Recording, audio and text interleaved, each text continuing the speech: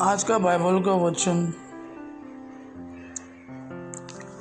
यशायाह का ग्रंथ अध्याय 49 वचन 1 से 6 और आज का सुसमाचार सन यूहन्ना के अनुसार अध्याय 13 वचन 21 से 33 और 36 से 38।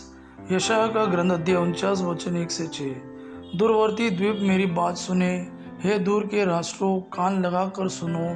प्रभु ने मुझे जन्म से पहले ही बुलाया, मैं माता के गर्भ में ही था जब उसने मेरा नाम लिया।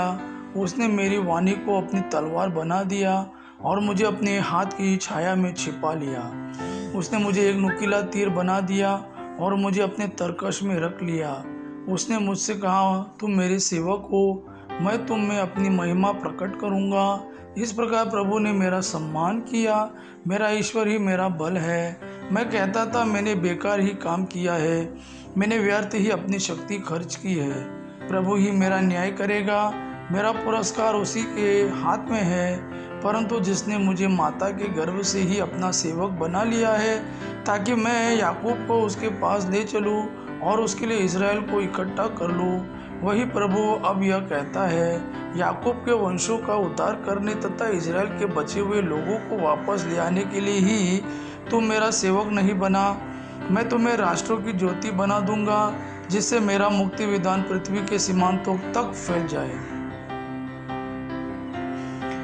आज का सुसमाचार सन यूहन्ना के अनुसार अध्याय 13 वचन 21 से 33 और 36 से 38। यीशु ने अपने शिष्यों के साथ भोजन करते समय व्याकुल हो उठे और बोले, मैं तुम लोगों से कह देता हूँ, तुम में से ही एक मुझे पकड़वा देगा। शिष्य एक दूसरे को देखने लगे, वे समझ नहीं पा रहे थे कि वह किसके विषय में कह रहे हैं। यीशु का एक शिष्य जिससे वह प्यार करते थे उनकी छाती के सामने लेटा हुआ था। सिमोन पेतरुस ने उससे इशारे में यह कहा, पूछो तो वह किसके विषय में कह रहे हैं। इसलिए वह यीशु की छाती पर झुककर उनसे बोला, प्रभु वह कौन है? यीशु ने उत्तर दिया, मैं जिसे रोटी का टुकड़ा थाली में डुबो कर दूंगा वही है। और उन्होंने रोटी डुबाकर सिमोन के पुत्र यूदास इस्करियोती को दी। यूदास ने उसे लिया और शैतान उसमें घुस गया। तब यीशु ने उससे कहा, तुम्हें जो करना है वो जल्द ही करो। भोजन करने वालों में से कोई भी नहीं समझ पाया कि यीशु ने उससे यह क्यों कहा।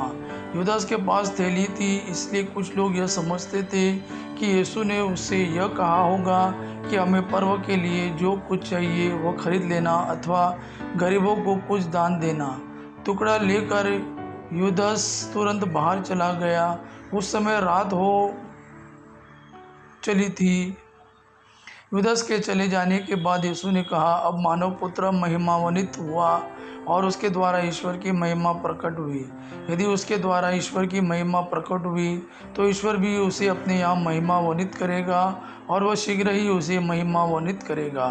बच्चों, मैं और थोड़े ही समय तक तुम्हारे साथ हूँ। तुम मुझे ढूंढोगे और मैंने यहूदियों से जो कहा था अब तुमसे भी वही कहता हूँ, मैं जहाँ जा रहा हूँ वहाँ तुम नहीं आ सकते।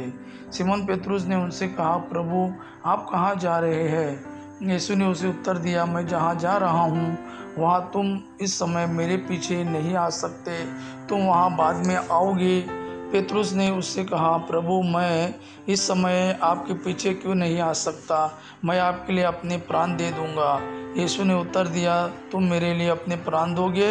मैं तुमसे कह देता हूँ, मुर्गे के भांग देने से पहले ही तुम मुझे 3 बार अस्वीकार करोगे। यह प्रभु का वाणी है। प्रभु को धन्यवाद। आबा पिता की महिमा और पुत्र यीशु का प्रेम आप पर सदा सर्वदा बना रहे। आमीन।